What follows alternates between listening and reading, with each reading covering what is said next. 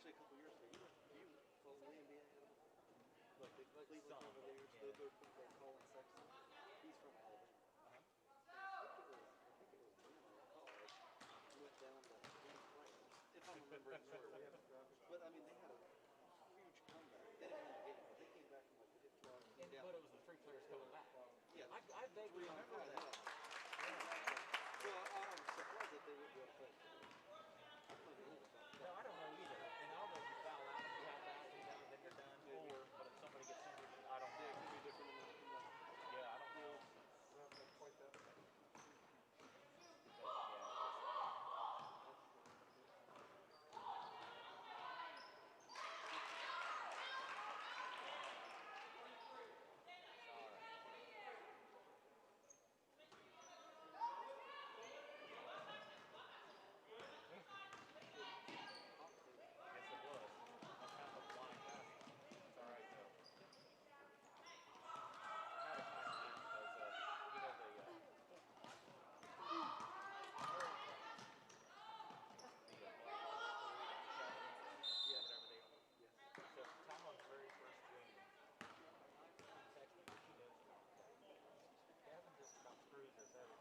Referee, so he knows about how I know this. I get a text before the game. He's like, "You'll never believe who my referee is." I sent a picture of Kevin. He's like, "Yeah." I was like, "Are you kidding me? It's basketball too." So yeah, so Tom knew. You know you're a sports fan when you can name the referees before the game starts. You know. I just had to laugh. I'm like, all right. Yeah, for sure. Oh yeah, well because they're tandem. They're both horrible. Talon knew that he was going to be screwed because he hates us. He hates us.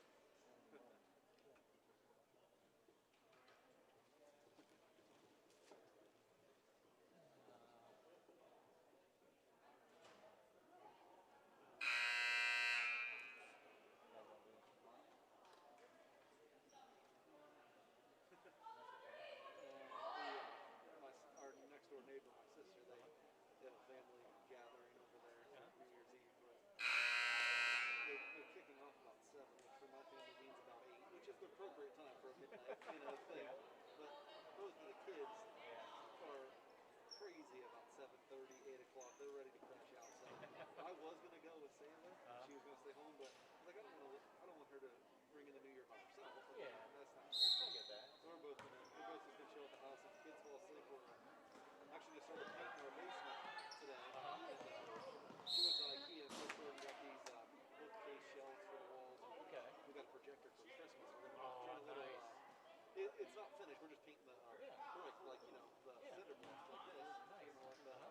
Trying to turn it into like a little projector movie theater area downstairs. So. That'd be nice. We can have too many spaces that are like entertainment spaces. Absolutely not. And the older the children get, the more you realize that you want it. And we got a ping pong table down there. We got an air hockey table down there. Oh, that's great. We just said this last night when we were down there moving some couches around. We said, when the kids get like at my house growing up, I never had projectors because we never really had entertainment club. It'd be out with the whole family. So we had one living room. If we have when the kids are in middle school, they only have friends. Oh yeah. Surf, ping pong, air hockey. They would love that. Projector movies, whatever they want.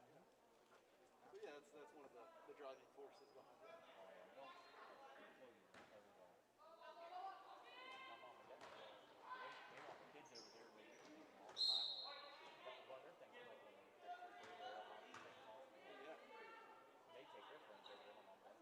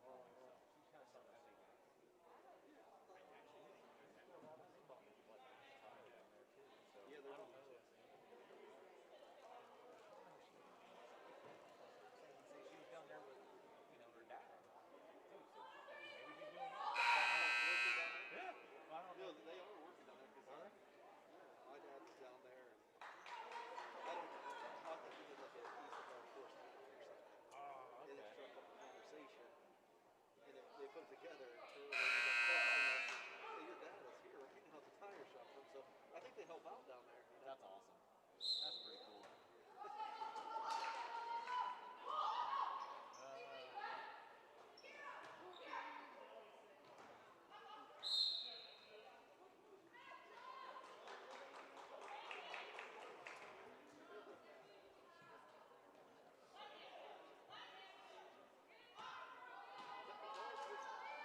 Yeah. Ah, Sailing edition.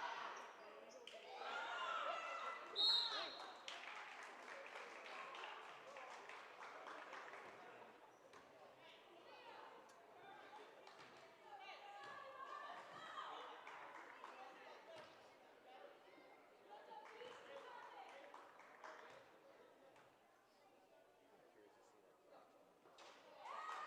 Yeah. Lift her out a little bit, make it a good loop. Lost her when she was first. Long enough with the boys. She can play, yeah. I'm sure she can. I'm kind of excited to see that. I think they're, they already did their sophomore class. Where is she? Yeah, Yeah. she's been with her.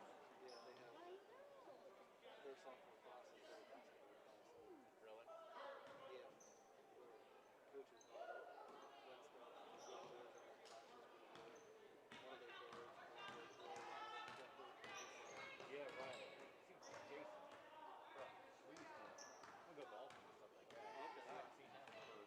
his daughter's on the team. I don't know what thing. She's a good athlete. She was a real good soccer player. Used to be a Yeah. real good soccer player. She's still a good soccer player. I don't know if she still is or not, but I know that because when I was teaching middle school there, I was just trying to recruit athletes from college. And I had her talking to her about it.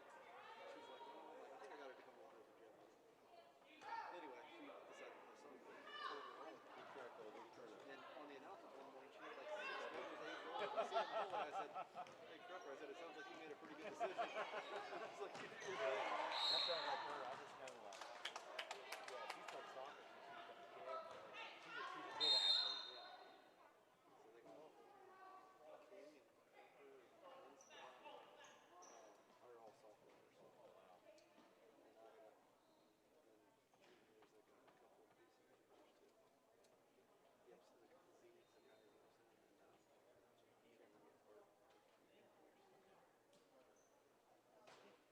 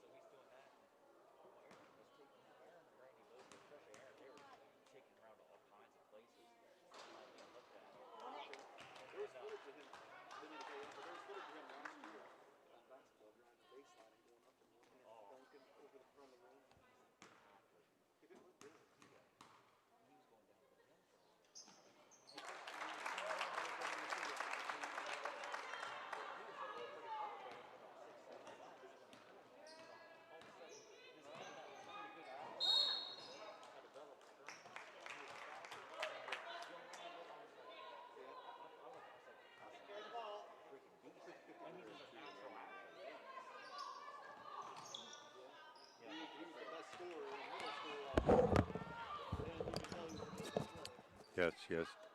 Yeah, he's definitely a really ball player. Aaron said he throws, but it's more along the line of pitching. And they're going to be flying out to California, so they play a couple teams in California. I can't remember when. And Aaron's like, oh yeah, we'll do it. I was like, oh, of course, that's pretty cool. And him and Brandon are going to go to California. Yeah, but he started who's coaching after now. Yeah. Cincinnati Red, Chris Sabo. Shut up. He's the coach of that group. Shut up. How fun's that? I used to love those goggle man. Yeah. Third baseman, man. He's the coach of the Zips. That is awesome. Yeah, he was a heck of a ball player. And them Cincinnati teams back then, Yeah. they were fun to watch. But, I've heard legend of the Big Red Machine. oh yeah. I had no idea about that. Yep, he's coaching. That would just be a cool experience. Somebody Oh, that's absolutely. lived it and done it. Oh, he can tell you, he's wearing a World Series ring. That is neat.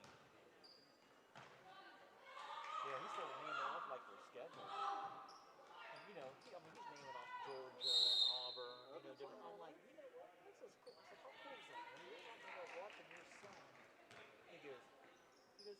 I said, even if he does say it. I said, you're in a state, a Division I stadium that plays. I said, that's pretty cool, man. Your son is on a team. Yeah. That's awesome. I didn't realize that they would branch, down to the SEC so much and out west, coming from the MAC like I that. can't remember. I don't know what their schedule is. Yeah, he started talking about these different places.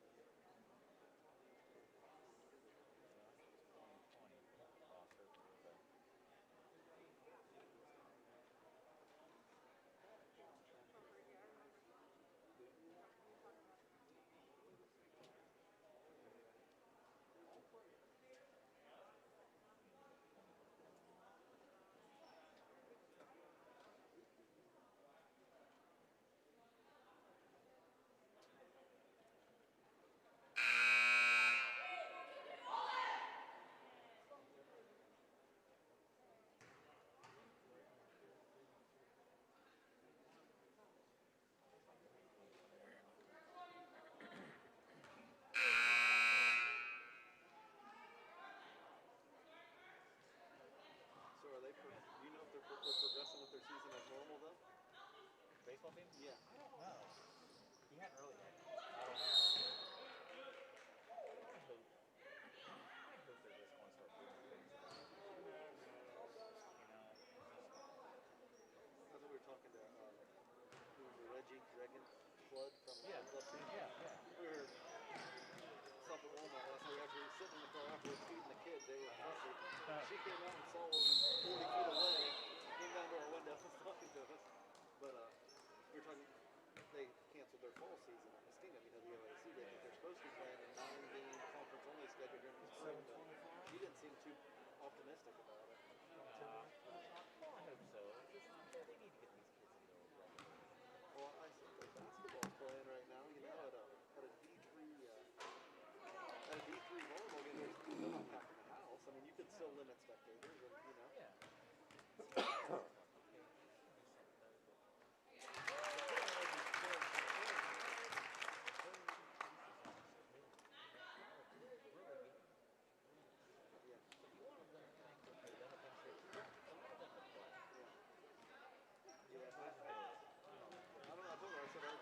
I hope so. The scholarship situation, but they're all academic scholarships for D3, so none of that got revoked or anything. They didn't have a season, so that was Good for her. good for her, exactly. Yeah, I'd like to go watch Muskingum volleyball play a couple times this year if it's possible, if they're doing something, because they're good. Yeah, exactly. Got Reagan on the team. They got Lindy Slack and John Glenn. Yeah. She didn't play on the club team last year. She played on the club team the 3 previous years. Okay. And then Chloe Taylor from here, Cambridge, was playing with her. So a lot of local freshmen. Now she said that there is another middle that is. She said she was 6'7". She threw it into She said herself. she was exaggerating. They got a giant that's in front of her on the depth chart, I think. The other girl just acted like, all right, That height doesn't do anything to women. Yeah. I'm going to pick it up. She was a good volleyball player. She was fun to watch.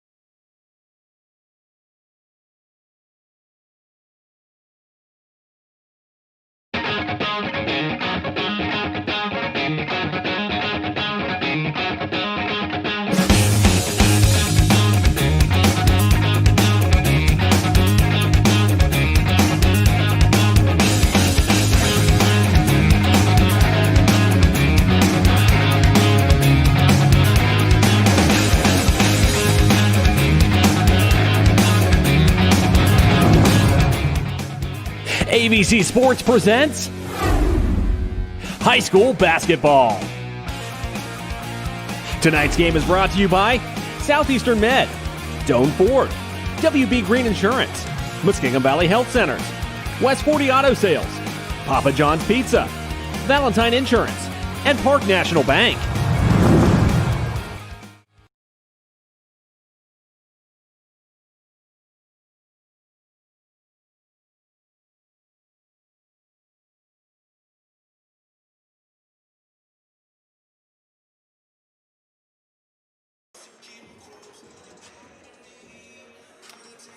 Good evening, everyone. Welcome once again to high school basketball tonight on YRP TV. ABC Sports on your Facebook page. It is girls high school basketball. The Cambridge Lady Bobcats hosting the Meadowbrook Lady Colts. Bill Kafuri, Tracy Lingefelder making his debut as a color analyst and halftime performer. Good evening and welcome. Good to be here, BK. It's a pleasure to work with you for the first time, and new waters to be tread for me as a color guy. Yeah, there you go. It's you're supposed to be colorful and analytic, or analytic, whatever that. 1 out of 2's not bad. Yeah, 1 out of 2's not bad. But here we are, late December, just about ready to flip a new year, hopefully a better year, and a couple of cross-county rivals going at it for the second time this year. Actually, the season opened back in late November with Cambridge and Meadowbrook playing, and the Lady Cats came out on top there 36-16. And you've had a chance to talk a little bit with Coach Jarrett from Meadowbrook a little bit, and kind of looking forward to the second round of the season to see are we getting better, are we progressing, and the first time they've been able to play a team for the second time. They're going to find that out tonight. That's right. First year Meadowbrook Lady Colts head coach Taryn Jarrett and I spoke earlier this afternoon, and it's exactly what he said, BK, that this is a young team, not unlike the Lady Cats, but he's interested to see the progress, and this is the first time they're going to repeat opponent this year so far, but Coach Jarrett is coaching a 2-7 young squad that, just like everyone else, had missed some games and missed some practice times, which is certainly going to affect everybody. But he's interested in seeing what strides the team has made since that opening game against the Lady Cats. He wants to focus on keeping the turnovers, good ball control, and keeping turnovers to a minimum. Wants to really show progress with a young team. He's got some girls that were unable to play the first game, specifically Carly Launder, who was injured, and she's one of the 3 freshmen starting for the Lady Colts. But Coach is interested to get this game underway and kind of work with the girls and keep the momentum going.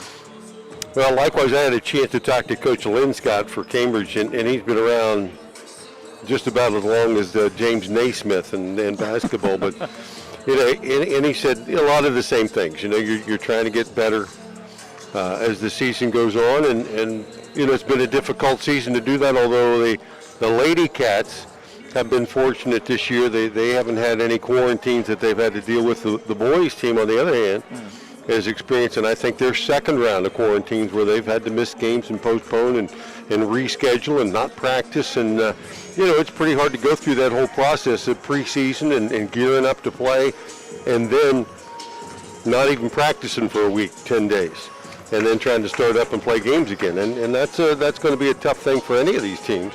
And I don't think we're out of the woods yet. Certainly the second half of the season probably bodes that more cancellations and more issues, but it's going to be the same for everybody, I guess. It's trying enough to put a team on the court that plays together well and has experience with each other, let alone bring in 2020 and COVID and just make matters worse.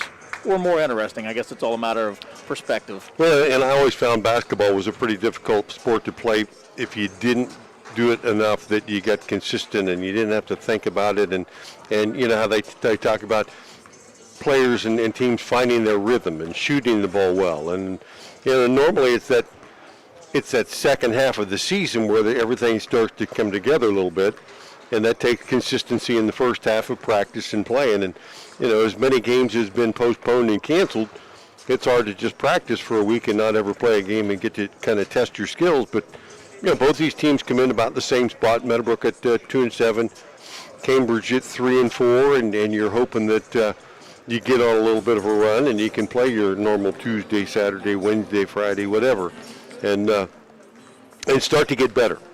And you only get better by practicing and playing a little bit. And we'll find out tonight if either one of these teams has improved as the season's going on.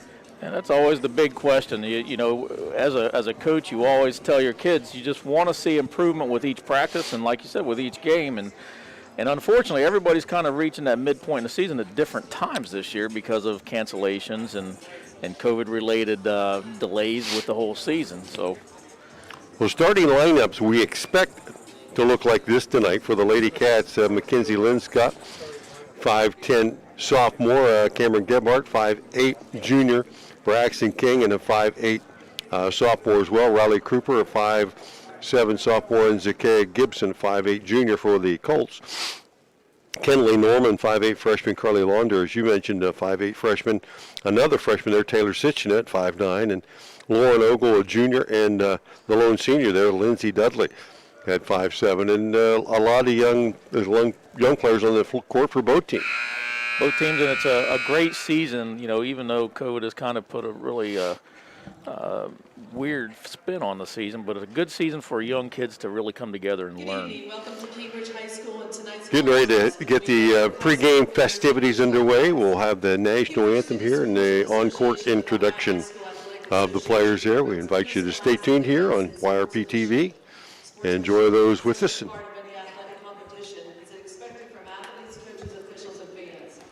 As a fan, spectator, student, or adult of Cambridge City Schools, we want you to be an example of positive encouragement while supporting our athletes, coaches, and officials. Our behavior should be positive, respectful, and encouraging to everyone in the game. Failure to be an example of these athletic practices and Did say Coach Linscott before the game, he and I were talking a bit about practice time. It's been a little bit easier to get practice time now that you have to compete with the boys to get court time, since they haven't been in the gym at all, or not very much over the holidays. That's always the trick. Get the pen on paper first to get the court schedule. Yeah. And then, you know, when one team gets canceled, then you got it all to yourself.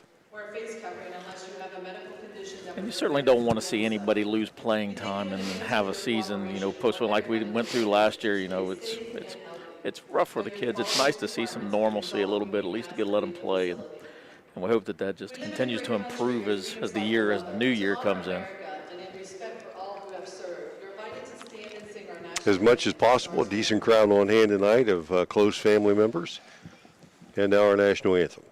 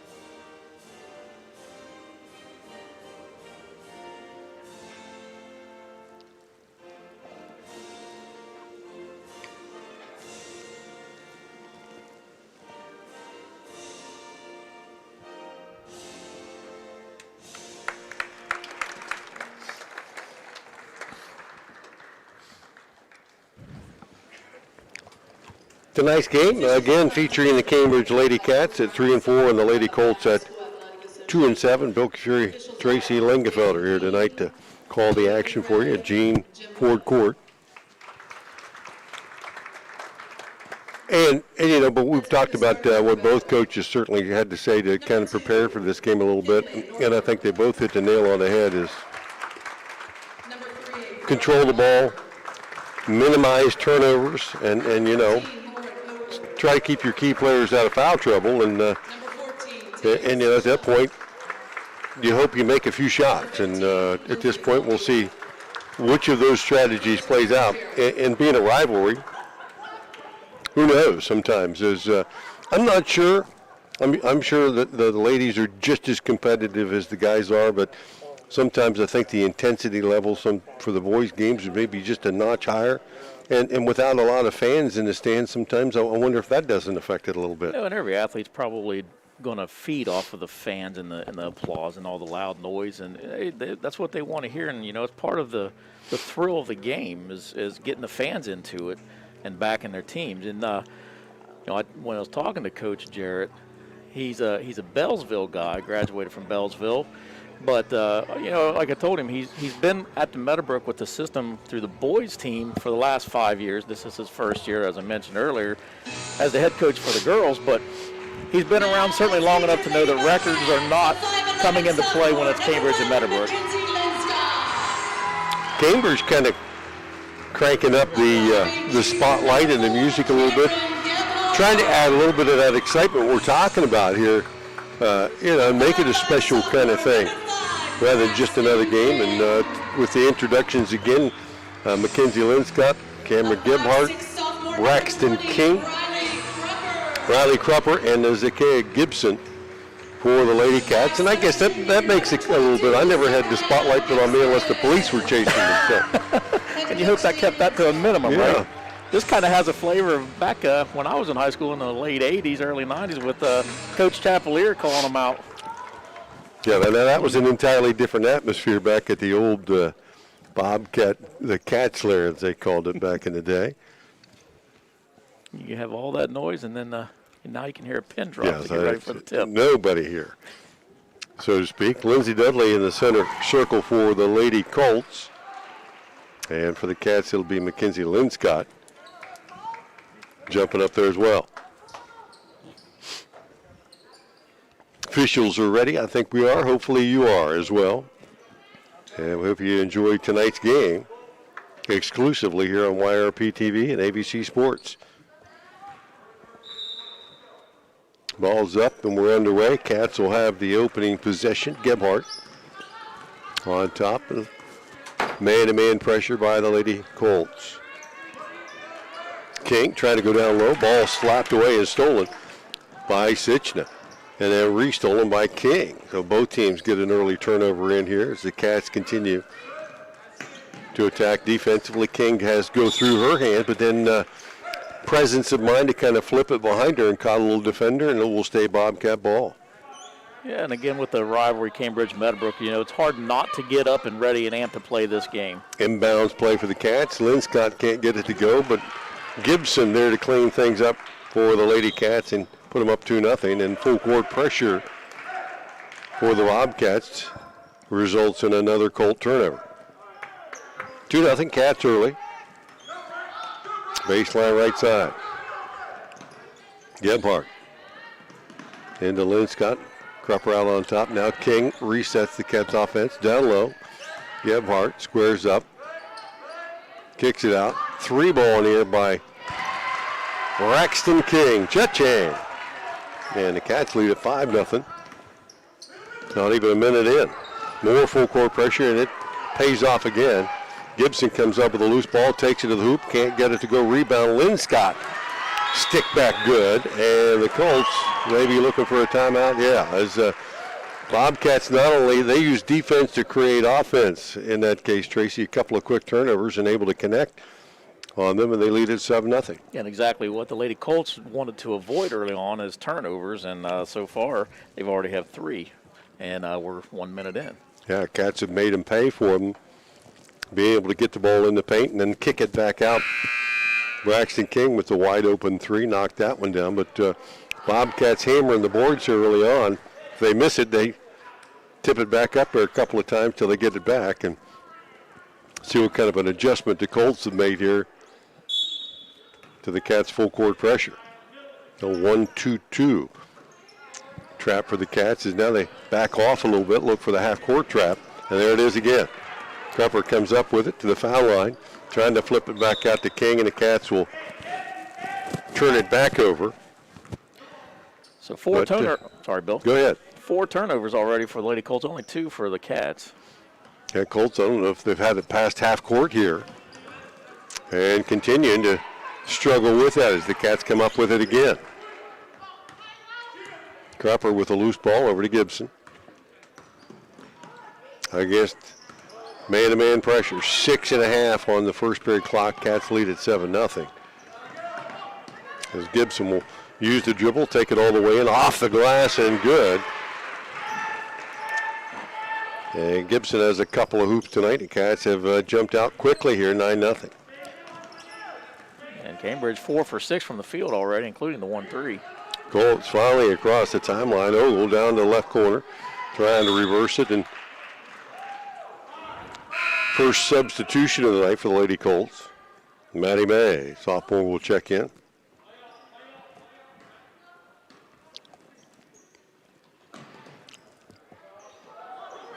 Ponder out on top. Back to May, 6-minute mark. Man-to-man defense by the Bobcats. Skipped across and a little head and shoulders fake, shuffled the feet as well. And Ogle will turn it back over to the Cats, who lead at 9-0.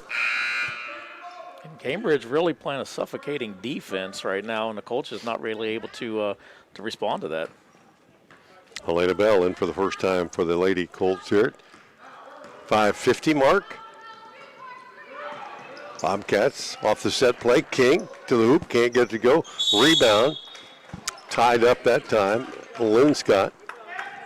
And Launder, the possession arrow favors the Colts, and that'll give the Cats again a chance to set up their full court defense. 2-1-2 this time. Switching it up a little bit. And coming up with a loose ball yet. Gibson up ahead, Crupper in the corner, little head and shoulders fake to the basket, finds King. Nice move to the hoop there, scoops it up and in. And the Cats extend their lead to 11-0. And Cambridge is getting some really good looks at layups tonight so far, so they're not really have to rely on perimeter shooting. Colts again struggle at midcourt, and the Cats come up with another steal. Down low, Lynn Scott to the hoop, stops, puts it up, can't get that one to go, and one and done that time as Dudley came down with a rebound. Pushes it out ahead. Launder to the hoop, and before she got there, hacked. And a couple of subs here for the Cats. Jenna Murray, Nevaeh Smith check in. And Ogle back in for the Lady Colts. Under 5 left here, the 11-0 Cambridge. Bell, Another swipe from her. And Gibson pushes it, pulls up, 15-footer, off the back of the rim, no good, rebound. Back down to the Colts, and Gibson, a little frustration foul there. Picked up her first.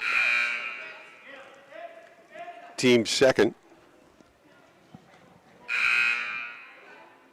Yeah, Cambridge 5 for 9 so far on the floor, and Meadowbrook leading in one category, and that's turnovers. It's not the category you want. Not what you want, and they're still struggling here as this Cambridge defense.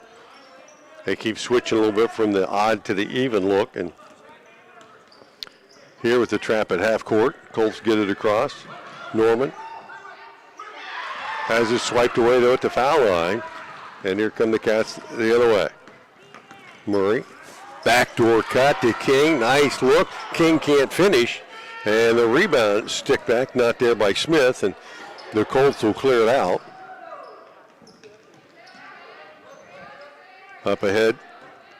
Bell across the timeline, pushes it. And that shot blocked, but a foul upcoming there as Norman took it to the hoop. And I think Lynn Scott picking up her first, team's third. And we talked about that being one of the areas that the teams want to stay clean in the fouls. And right now the Cats have 3, And we're just halfway through this opening period. And Meadowbrook still looking. I know that they've had a couple fouls, but still haven't put a shot up yet from the floor. Norman with the first look at it right there with the clock stop 4:09 as Krupper takes a seat. And Gebhardt back in. Second free throw coming up. Elena Bell back to the bench. And that one will be 1 out of 2, and the Colts are on the board, trailing 11-1 halfway through this opening period. High post feed, tapped away, picked up by the Colts. Here comes Norman on the run out and got hammered into the board there, unable to connect on the layup, but chasing her down and picking up the hard foul that time with Nevaeh Smith. Meadowbrook back to the line again. 14 fell on the Cats.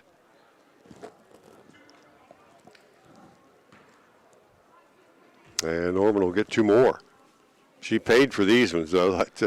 Left a little skin on the floor. And she continues that streak, though. She's made now 2 out of 3.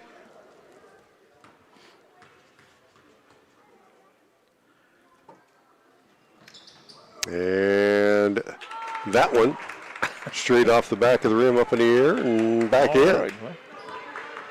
Can't do that again if you try, right? I guess with Norman streaking down the court, it's one way to get past the press, right? 11-3, Cats with the lead. Gebhardt off the dribble all the way through and back out on top. Handing off now to King.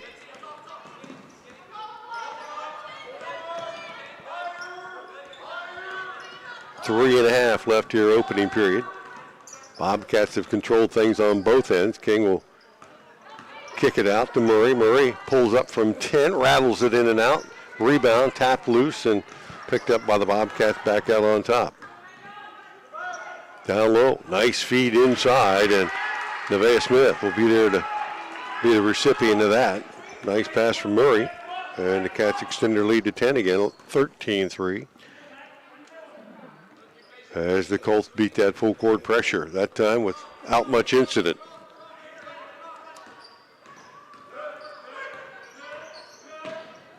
Kick right side, long 3 in the air. Lauren Ogle can't get that one to stay home. Braxton King with a rebound and a push off the left wing. Trying to go baseline, feed it across and knocked out of bounds. Trying to find Gebhardt. Defense got a hand on it as Gibson and Krupper check back in. Bobcats get into a nice 7-person rotation, trying to keep people fresh, but sometimes it means you only get 30 seconds before you're back in. Yeah, but like you mentioned, regardless of the personnel on the floor, they're dominating on both sides. Inbounds feet stolen away by the Colts' Maddie May, and she'll be shoved out of bounds. Zakiya Gibson picked up her second foul, it looks like, yes. 2 fouls here in the early going. Gibson's got a couple of buckets to go with those fouls, but that one, the silly one there. With the Cats on top by 10. Definitely Cambridge playing a very aggressive style on defense and forcing Meadowbrook to make adjustments. And Norman trying to penetrate and kick it out. Just about time you say that, they turn it over one more time. Still plenty of time left here in the opening period, 2:21 left. 11 turnovers so far in the first quarter. That's not a good average. You don't want 10 every quarter. Get more turnovers than shots up. Krupper had it knocked out of her hand. Uses the dribble again over to Gibson. Cats lead it by 10. Nice backdoor cut. Gibson takes it to the hoop, lays it up and in. Nice pass from Murray again. And Zakiya Gibson with 3 early buckets to lead the Cats. 15-3 now. Loose ball in the backcourt. Gibson down on the floor to get it. Still loose down there. Murray finally comes up with it. And Krupper bumped a little from behind. They'll call that a travel, though, not a foul. And more subs coming in. Kendall Cannon in for the first time for the Lady Colts. And the Lady Colts just kind of searching for answers right now on how to slow the attack from the Lady Cats. Again, full court pressure. Ball knocked out of the hand of the Colts in the backcourt, and then a tie-up. This one will go back to the Bobcats. So count that as a turnover as we change possessions, and the Cats, with 1:39 to go, a chance to add on to that 15-3 lead. Dropper out on top. Picked up the dribble, and then double dribble. She thought maybe a defender had touched it, but the officials disagreed, and the Cats will give it back. Cambridge hasn't been without turnovers as well. They've struggled a little bit here, too. Yeah, they have 5 so far. Another steal by the Cats. Murray, Krupper's long jumper off the mark, picked up by Bell. And the Colts will push it on up the floor. Cannon to the hoop. Lays it up and in. Nice catch. And finished that time by Kendall Cannon. 15-5. And the first points on the floor for the Colts. Yeah, first field goal. Inside feed, Gebhardt. Nice, powerful move to the basket. Cameron Gebhardt gets in the book, and the Cats extend their lead to 12. 1 minute left here in the opening period. Cats continuing to try to trap every chance they get, and that'll force another turnover. This time Linscott with the 2-on-1 takes it all the way in herself, scoops it up, and she'll head to the line as Maddie May got back and put the foul on her. Yeah, that'll be her first. Team's first, I believe. 15 turnovers with still 44 seconds to go in the first period. Only 3 field goal attempts for the Colts. Cats' first free throws of the night, and the first one rattles in and out for Linscott. Norman and Lauder back in.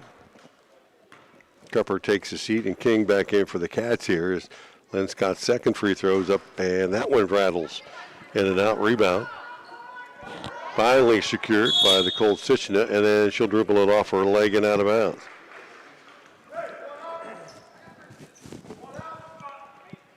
Yeah, the game eerily similar to game 1 of the season. Yeah, I guess Cats have jumped out on top by double digits early. Murray, left hand to the hoop. Nice runner by Jenna Murray, and the Cats extend their lead 19-5. And the Cats are putting on a clinic tonight. First period, they have certainly gotten better, and again, the Colts mishandling the rock will knock it out of bounds. And Maddie May will check back in with 26 seconds left. The Cats leading 19-5. Cats have shot the ball pretty well here early, too. Sure as their defense created opportunities, they put it in the hoop.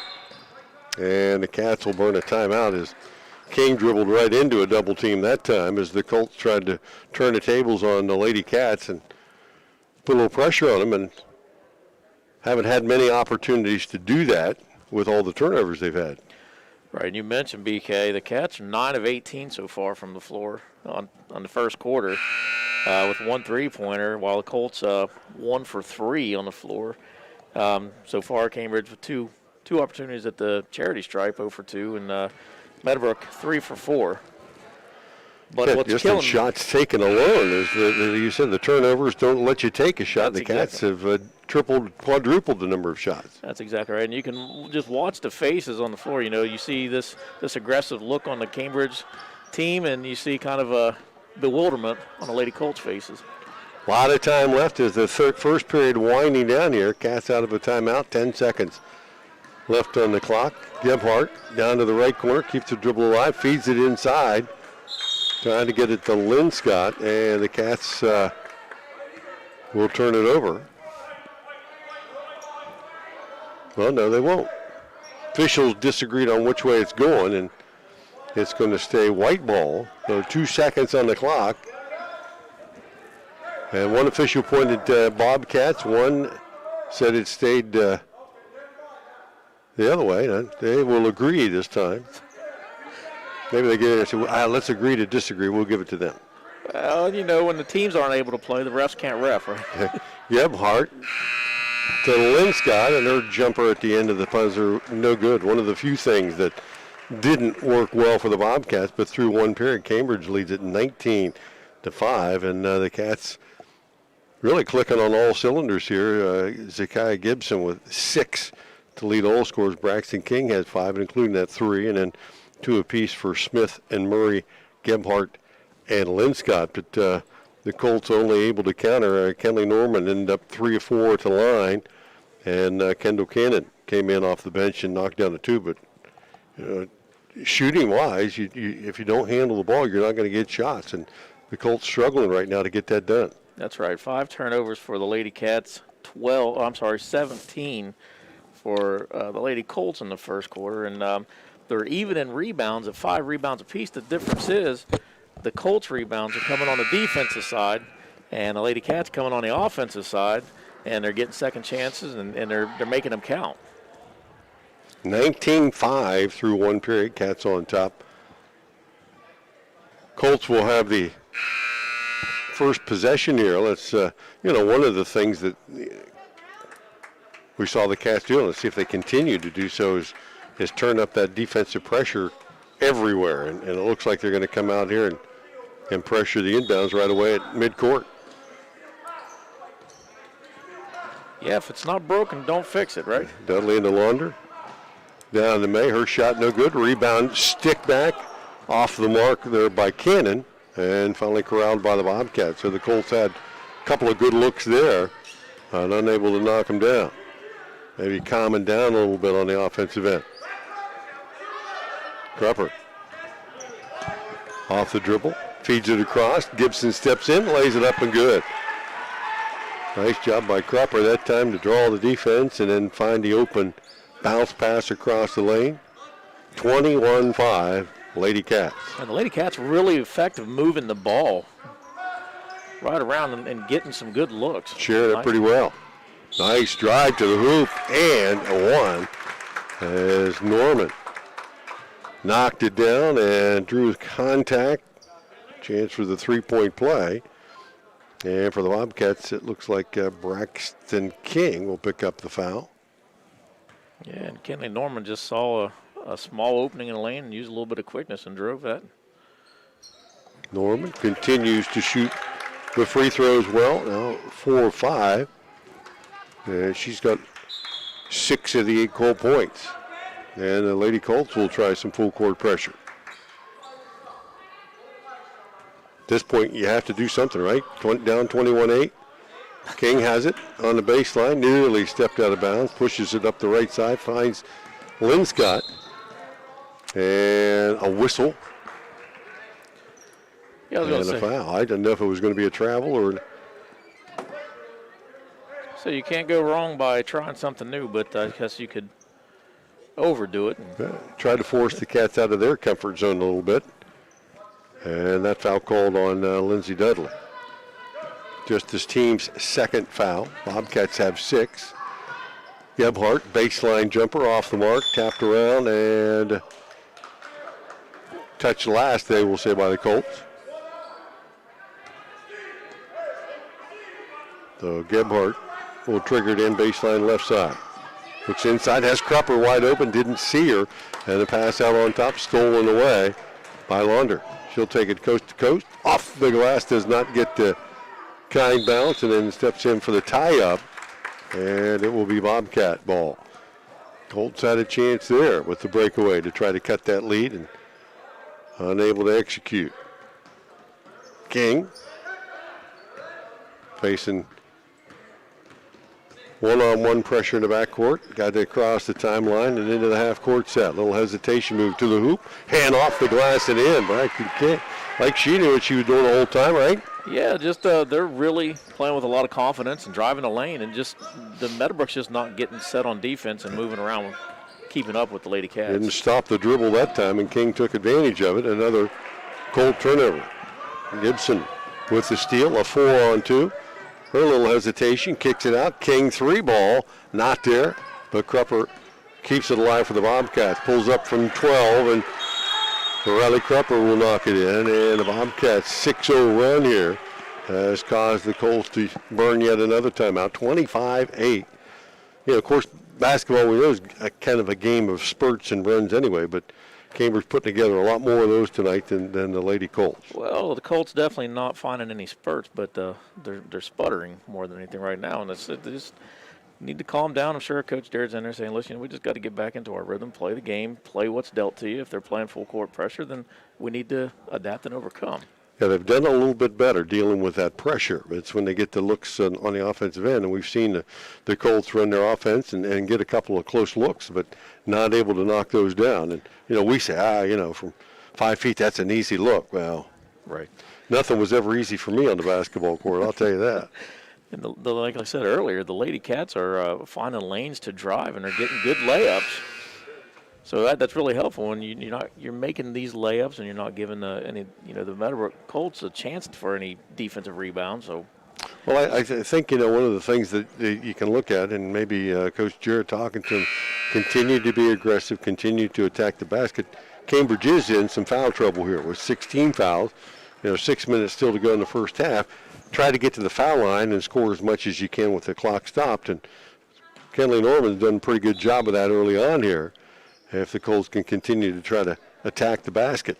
and if you're the Lady Cats, you keep the pressure up when they're in that timeouts, and Coach saying just keep doing it, girls.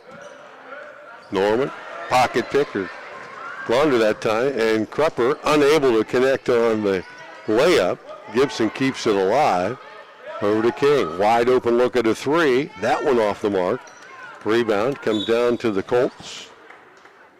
And a reach in, going to be the call on the Bobcat. So Krupper picks up the foul, her first, team's seventh. And it should be a one-on-one situation, and just what we talked about a minute ago. The Colts will enjoy the opportunity to hit the foul line here and maybe cut into the lead with the clock stop. And like you mentioned earlier, this an aggressive defense, I guess that could lead to some potential problems, especially when you're talking about foul issues. Norman will head to the line. She is 4 or 5 so far tonight.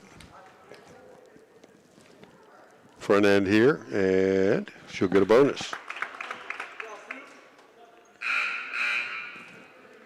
Definitely a strong part of the Lady Colts game tonight with Kenley Norman being on the line.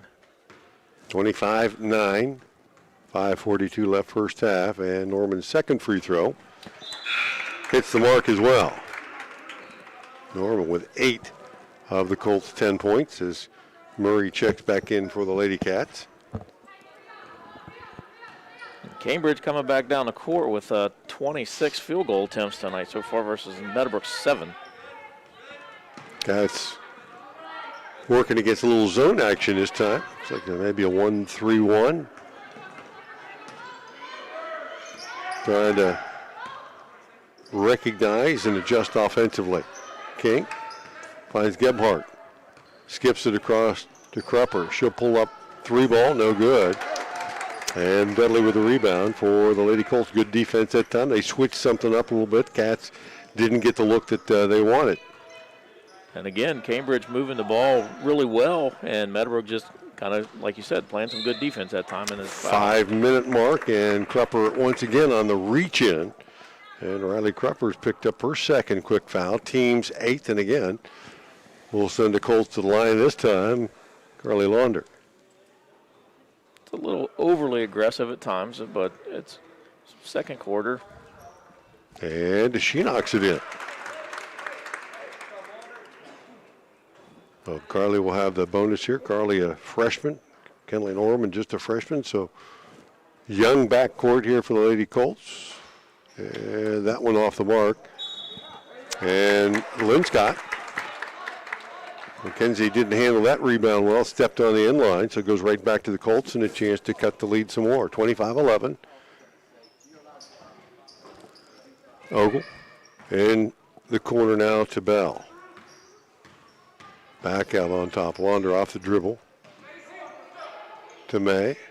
Dudley now squares up out on top. And goes left side. Long three. Off the mark that time by Ogle. Chased down, though, by the Colts. They'll keep it alive. Pull up from 10 by Bell. And this time the Cats will beat him to it.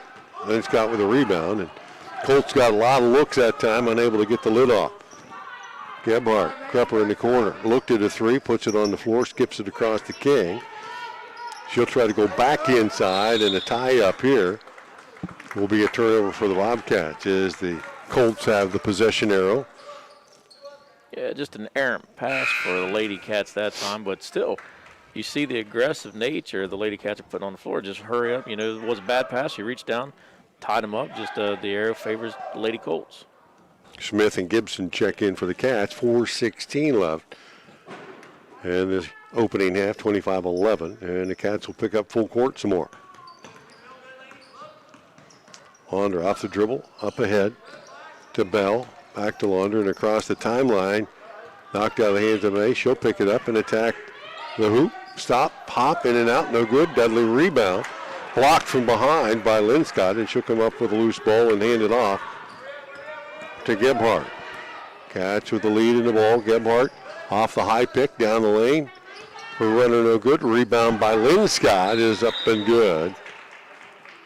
And a timeout taken by the Lady Cat. 27-11 lead with 3:45 left here in the first half. And the Colts have again tried to weather the storm as best they can, but they're not able to get the field goals at obviously the same rate as the Cats. Cambridge in this period of outgoaling the Colts 4-1. Colts hanging around, though, at the foul line, but you're not going to make up that many points there. Yeah, Meadowbrook definitely being able to get some more looks at the basket, putting up some more shots, but only have one field goal in the second quarter so far. And if you're going to get more opportunities, you need to take advantage of as many as you can. Especially the turnovers have gone down a lot. They had 17 in the first quarter and only 2 so far, with 3:45 left to go in the second quarter. So making some adjustments that have worked out well for them. And again, Cambridge is a little bit of a foul trouble right now, so maybe not playing quite as aggressive defense as what we saw in the first quarter, which is helping keep the turnovers down a little bit for the Colts. Yeah, I have the Cats with 8 team fouls. That matches the board there, but individually, we'll have to check these. Krupper with 2, Gibson with 2, and I have King with 2. I don't know if those are all right or not, but in any event, the Colts have 3:45 left here to try to cut this lead down to a reasonable number by halftime. And the Cats will continue with full court pressure. Tapped away, and again, another Cats steal in the backcourt. And a tie-up after the steal, and then it will stay Cambridge ball. Lady Colts just not really getting much separation. These passes are 4 or 5 foot passes, and it's kind of like the same notion in football. You're throwing into double and triple coverage. Gibson on top for the Cats. Hands it off to Murray. And pass stolen away. Coast-to-coast run out by Bell. She can't get to go. Rebound, stick back, though. Nice follow-up, Carly Launder. And the Colts use a little defense to create offense. 27-13. Just about cut the lead in half here. 3 minutes to go. Tell you what, if they can get it down to 10 or less, that's a pretty good run as far as they've been down in this first half. Sure, that's why you play 4 quarters, right? Gebhardt down to the baseline, back out on top to Murray. And the Cats will reset. Back on the attack. Linscott on the right wing.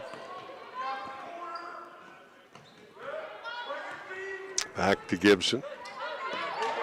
Picked up the dribble, and again looking for somebody to get it to, and the ball nearly thrown away. Gebhardt will come up with it.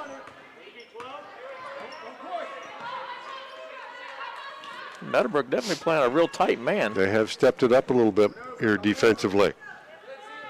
Switched zone a couple of times down, now back into the man. Stubbs waiting at the scores table. The Cats turn it over again. May on the run out, and she loses the handle. Had a chance to kind of go up strong there and lost the handle. Gives it back to the Cats. That'll get subs in the game both ways. Some fresh legs. Braxton King back in for the Cats. Sitchna, one of the Colts back in the game as well. 27-13, Lady Cats with the ball and the lead. 2 minutes left here in the first half. Colts packing it in a little bit this time. As the Cats skip it over the top to Krupper, down low to Smith, back out to Krupper. Top of the key, tough pass there. Nice job that time by Gebhardt to keep her head about her. Cats put up the runner. Krupper no good. Rebound to the Lady Colts, and here they come again. Launder up the right side. Picked it up maybe a little too quickly, swings it back out to Sichnik. And now Norman looking for the post feed. Off the pick, stopping the pop there. Nice shot. Probably Launder's second field goal of the period. And the Colts have it to a 12-point deficit. And another steal. And here comes the breakaway by Norman with the left hand. And she'll knock it in. And it is a 10-point Bobcat lead with a minute to go. You mentioned something earlier about spurts. And here's that Colts spurt. Yeah, they'd been outscored quite a bit early on. Now they've outscored the Cats here in the last 2 minutes on an 8-0 run. Kick out. Krupper. 3 ball. Cha-ching. And boy, that will stop those runs in a hurry. That's right.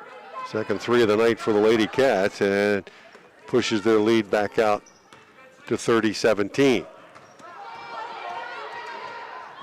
And nice anticipation by Linscott to come up with the steal, pushing it the other way. Now to King. 17 on the first half clock. Cats with the ball in the lead. Gebhardt checks the clock, 8 on the clock, penetrates, picked up the dribble. Now feeds it down low to Linscott. A little jump hook, short of the mark, and that'll end the first half of play. As the Lady Cats extending their lead 30-17 as we head to the break here at halftime. Cambridge able to weather that run by the Colts here late, but the Colts showed a little bit of a spark and get right back into it. Yeah, just something you want to see to be sustained a little bit longer, and Cambridge effectively ending that spurt with a three-pointer as we close out the end of the first half. But overall, Meadowbrook just really needs to get in and regroup, and get a game plan, and the Lady Cats go in and say, listen, you know, we started strong and not really much of a letdown, if any at all, and just watch the foul issues in the second half, but continue to play the same aggressive defense and drive the lanes and get those easy layups. 30-17 here as we hit the halftime break and continue to stand by here. We're going to take a little break of our own, get our stats and scoring in order. Maybe grab a swig of water and get ready for a second half of action. Refill your drink, grab some popcorn, join us. We'll be back right after this.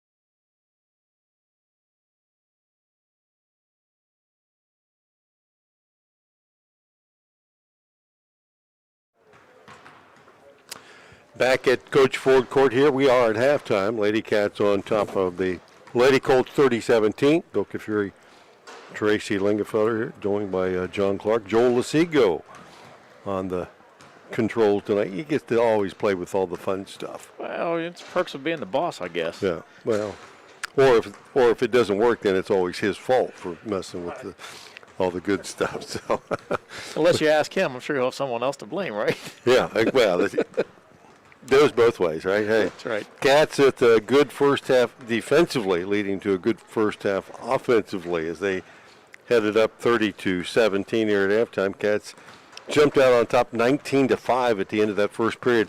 Used defense to get the ball back a lot of times and able to knock that in. And then Colts made a little bit of a move, actually outscoring the Cats in that second period, 12-11.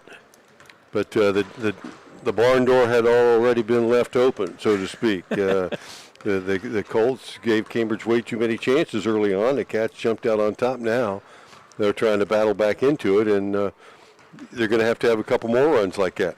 Yeah, it just seemed like the Lady Colts just may not have been really prepared for a tenacious defense, especially a full court press. They just didn't respond well to it. And just far too many turnovers to open up the game and put you in a really bad spot really quickly. You're talking to turnovers, I guess, if we go to team stats, if that's okay. Sure, hit them. The first thing that really stands out was that first period in turnovers, Meadowbrook coming out of there with 17. And like you said, they made some adjustments. Cambridge got into a little bit of a foul troubles in the second quarter. Meadowbrook with only 5 additional turnovers in the second quarter for a total of 22 in the first half. Cambridge, meanwhile, half of that, 5 turnovers in the first quarter, 6. So pretty steady. Albeit you still don't want to see 11 turnovers in the first half, but Cambridge comes out not otherwise unscathed, but a little bit better off than what the Lady Colts have come out. Another thing we can look at, pretty comparable as far as rebounds until you look at the offensive-defensive side.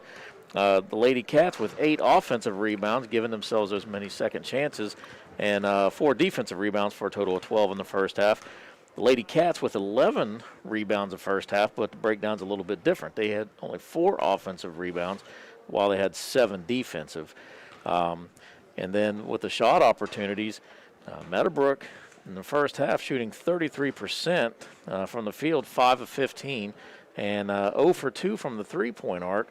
And meanwhile, Cambridge on the other side shooting 44% in the first half, 14 of 32, and they're 40%, 2 of 5 from the three-point arc. The Cats get twice as many shots and knock them down, obviously, leading to their edge here at halftime, 30-17. Individual scoring, Cats had 7 different players break the scoring column, led by Zakiah Gibson's 8, 7 with Braxton King, 5 for Riley Crupper, 4 for Mackenzie Linscott, and then 2 apiece for Gebhardt, Murray, and Smith. Kenley Norman leading all scorers here in the first half. She had 10 in that first half. Launder added 5, as did Kendall Cannon with 2. 7 of 9 at the free throw line for the Lady Colts. Kind of kept them hanging around. They got Cambridge in some foul trouble. And the Colts will start the second half with the ball here. Norman, Launder, Ogle, Sichna, and Dudley back on the floor. And the Cats with Linscott, Gebhardt, King, Crupper, and Gibson. And the Cats continuing to pressure defensively. Norman with Crupper under the backcourt. Crupper with a couple of fouls. Has to be careful here. Feeds it to the high post. And Dudley nearly lost the handle. Couple almost turnovers. Cats packing it in a little bit here, forcing the Colts outside. Back to the top. Norman pulls up from the foul line, off the glass, no good. And Linscott for the Cats clears it out. Good possession by the Colts, just didn't knock it down. Which is a plus if you're looking at the grand scheme of things. Yeah. This game. Oh, the first half went. Just getting a look at the basket was big. Gibson. Now Gebhardt, and through the hands of Linscott and picked up by the Colts, and then restolen. No, it will stay with the Colts there on the loose ball. Yeah, Meadowbrook weathering the storm a little bit right off the bat from the Cambridge defense, and then see what they can do on this second possession here. Back out on top. Norman down the lane. Tried a little spin jumper that time, and actually touched last, they'll say, by the Cats. So it will stay Colt ball as Murray checks in for Krupper. 6:47 left here in the third. 30-17. No score change so far here in the second half. It looked like Norman may have started losing the handle on that turnaround when she kind of forced that shot up the last second. Sitchna, top of the key, uses the pick, look for the roll, not there. Kicks it back over 3 ball. Norman, nope. Murray with the Bobcat rebound. Will push it up the left side. 6.5 left in the period. Over to Gebhardt. She'll kick it out. Braxton King, 3 off the mark, but the Cats will get another look here. Gibson trying to keep it alive. Murray picks up the loose ball. She'll take it to the hole. Can't get it to go. Rebound battle inside. Lynn Scott with the stick back attempt and a tie-up on the second attempt here, and it will stay Cambridge ball. So Lynn Scott battling in there to give Cambridge a couple of extra looks here. Battling and then being in the right spot at the right time, boxing out. Nice look by Gebhardt through the hands of Lynn Scott coming down the lane, and then Gibson didn't give up on it, came up with a loose ball as well, and picked up the foul heading to the hoop. She'll go to the line, as it looked like Norman, I think, picked up her first. And the Lady Colts forcing a Cambridge turnover, but then turn around and give it over themselves. Give her right back. So first opportunity for the Cats here to get points on the board. Zakai Gibson here from the free throw line. Puts it up and in. Her 9th point of the night. Maddie May. Kendall Cannon. And for the Lady Colts, as Gibson will split the pair. One thing you mentioned earlier, BK, also talking about Meadowbrook being 78% from the line, 7 of 9. Cambridge only had the 2 opportunities first half. I'm sure that's something they'd like to see more opportunities this second half as we move along. Full court pressure. Colts handle it again. Launder will take it coast to coast, put it up, and head to the line. She had another chance for a 3-point play there, but it will be another foul on the Bobcats. And let's see, Gebhardt, I think, with the foul, her second. And so far, no field goals made by either team so far in the second half. Tell you what, though, the duo of Norman and Launder have been spending some time at the free throw line. Second one is up, and that one is good. Carly Launder, 3 of 4 at the line tonight. She's got 7. Trap at half court by the Colts. Kings reverses it. Back to Gebhardt. Up ahead. And stolen away. Launder right there. And then nearly restolen. May comes up with it. Back out on top and through the hands of Launder. And then Lynn Scott with the reach in. Going to pick up the foul, her second. And Cats kind of where they ended the first half. A couple of quick fouls here with 5:29 left here in the third. And the Colts a chance to cut into the lead some more. We see some of these passes just going right through the hands where the girls just taking their eyes off the ball just too soon and getting 31-19. May for 3. No, they'll call that a 2 with a foot on the line and a timeout taken by the Lady Colts. Got the lead down to 10. And that's the closest it's been in a while. There was a point there before halftime that the Colts had whittled a 15-plus point deficit down to about 10, and the Cats knocked down a 3. But, plenty of time left now. So the goal of the Colts has to be, okay, we're at 10. Where do we want to be at the end of that? We got 5 minutes to go here. Where do we need to be at the end of the third period to really make a good run by the fourth? Sure, and it's not time to panic, and you don't want to start setting up for a bunch of threes. But same thing we talked about the first half. You have to make the adjustments. The Colts have kind of made some adjustments that seem to be working out. So far, only 1 turnover, which is a night and day difference from the first half, while Cambridge, on the other hand, has 3 turnovers this period. Colts will pick up full court pressure, and it's had an impact on the Bobcats here as King has to come back and help out. Reverses it, Gebhardt. Look for that middle toss. Nobody there. King will take it across the timeline. Split defenders. Nearly loses the ball and chases it down. And the Cats will settle back into their offense. Linscott to Murray. Deep three. Cha-ching. Wow. Jana Murray off the bench. She didn't hesitate when she got that hook on the wing and drills it. And it's the same thing that happened the last time. The Colts cut it to 10. The Bobcats go down and knock down a 3. And more full court pressure, and it is a 10-second call. The Bobcat defense effective again and turning it over. Yeah, and the Lady Cats shooting nearly 50% from the three-point range, so that doesn't hurt your game at all. They haven't taken a ton of them. No, they have not. They've been knocking them down. 4:35 left here in the third. 34-21 Bobcats. Drive left baseline by Gebhardt.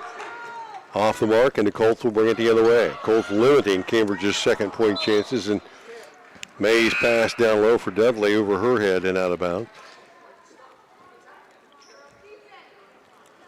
And Dudley checks out, Bell back in. 13-point Bobcat lead, almost halfway through this third period. Colts trapping a half court. Linscott across the timeline, skips it over to Gebhardt. She'll attack, runner to the basket, in and out. Linscott there, cleans it up and knocks it in. And another offensive board for the Lady Cats. Pass tapped around the backcourt, picked up. May has it, pushes it ahead. Braxton King just dogged her the whole way down, taps it away, and another Cambridge steal. Trying to extend their lead again. Back up to 15. 3:48 and counting. King. Like a good use of a timeout earlier. Gibson looked at the three, attacks the hoop, and she'll take it as the defense came flying out there. And Gibson's first field goal of the half extends the Cat lead to 17. And another backcourt steal. Gibson again with those quick hands.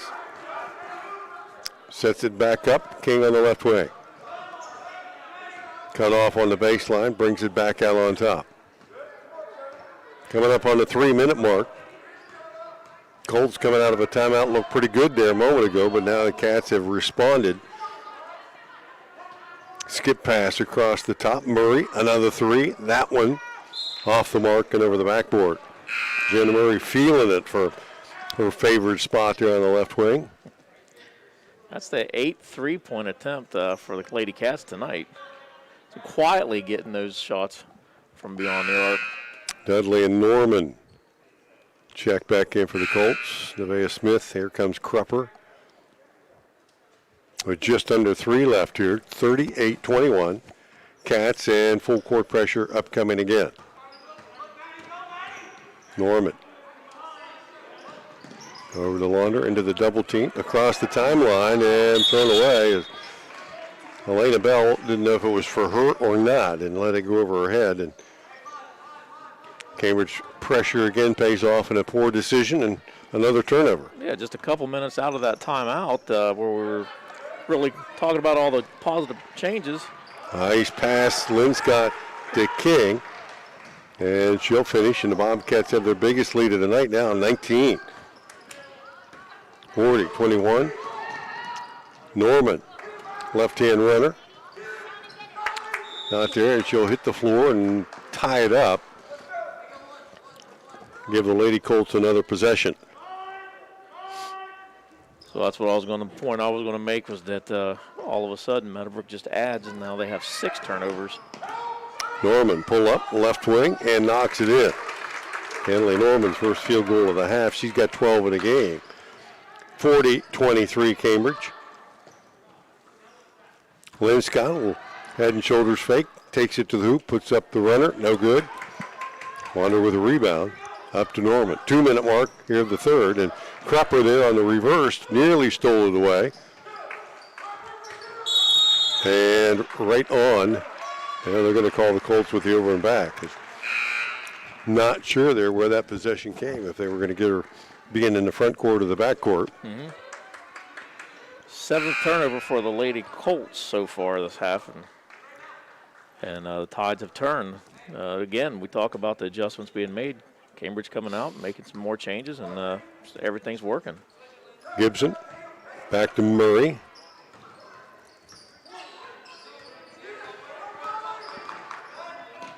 .144 left here in the third. 40-23 Cambridge.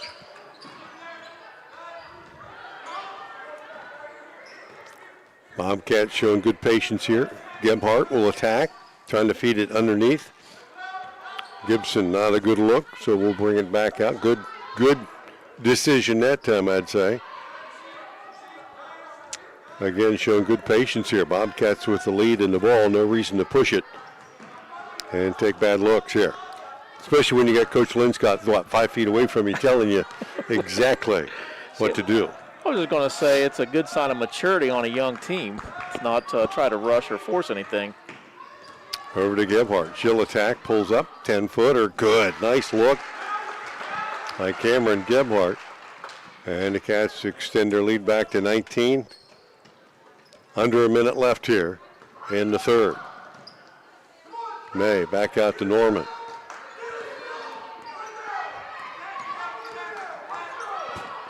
.40 and counting. Norman off the dribble. Comes the double team, trying to skip it over and kicked away. It will stay Colt ball. 32 on the clock. And the Lady Cats doing a really good job of denying a passing from Norman to get down into even to move the ball around at all. Norman's had some success attacking the basket, but Cambridge denying her that opportunity. Nevaeh Smith on Norman here. Back to May. Knocked out of her hand. Swings it right side, Launder. 18 on the clock. Puts it on the floor. Takes it to the hoop. The Euro step layup. Off the mark, but she did draw contact, and that'll send Carly Launder back to the line. 3 of 4 there tonight, and a couple more coming up. That foul on Murray. And this one is up and perfect.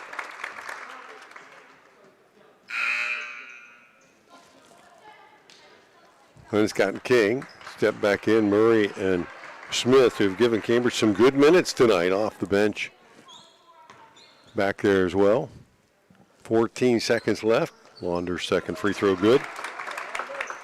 And that's the 13th free throw attempt for the Lady Colts tonight. Back to King. Dribbles right up into a double team. Reverses it back to Gebhardt, who will bring it across the timeline. Back to King.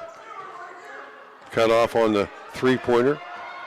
And before she can get anything going on the baseline, and time will run out on Cameron Gebhardt. Bobcats will have the first look, though, of the fourth period. First possession there, leading 42-25. The Cats extending their lead to look like it might be in jeopardy at one point there in the third period. Yeah, Cambridge with it's like 5 field goals in the third quarter, 3 and a couple 2-pointers, and again they're getting good looks close to the basket, the high percentage shot that you want to see a team have, and Cambridge all over it tonight on both sides of the ball. Yeah, Cats outscoring the Lady Colts there 12-8 in that third period, even though the Colts scored early to cut the deficit to 10 at one point. I don't think they scored again from that point on. About the 3.5, 4 minute mark, it was all Cambridge the last several minutes there to, pull away again. And, another 3 in the period. Jenna Murray steps up and knocks one down. Cats have hit one in every period. Every one of them's kind of come at that key time when the Colts are making a little run at you. And then that 3 is just a dagger to stop all that momentum. And that's right. And they've done that a few times. And Meadowbrook only 2 for 8 in the third quarter from the field. But they've also had 13 attempts from the free throw line versus Cambridge's 4. Cambridge struggling a little bit, 25%, 1 for 4 tonight. Bobcats at the first look here, and the big lead, 42-25, as the Colts settle back into a little zone defensive pressure. Zakiah Gibson for the Lady Cats out on top. Crupper, left side. King skips it back over to Gebhardt. She'll attack. cut off on the baseline, trying to go up underneath, not there. And rebound tapped around, came down to the Colts, and then a foul on the Cats. Krupper. That'll be her third. Team's fourth. As the Cats continue that full court pressure, started out with it, and it's been there all night long. Now Norman handles it this time, beats defenders all the way down the floor, and then has it slapped out of her hand right under the basket. King comes up with a loose ball and reverses it for the Cats. Gebhardt back to King, and a little too much on that one. And over the head of Braxton King. 7:07 left in the ball game. Yeah, just not Lady Cats not needing to force anything. Can really, with this kind of a lead and 7 minutes to go, they don't have to be overly aggressive looking at the ball on the offensive side. Cats with the big lead. Back on the defensive end, and Lynn Scott again with the steal into the hands of Gibson. Bobcats back on the offensive attack. Lynn Scott at the high post, kicks it out. Right side, Murray, they'll step out on her. She drained a three there a moment ago. And Gibson, ball knocked out of her hand, and then a tie-up will go back to the Colts. So Colts will come up with that loose ball and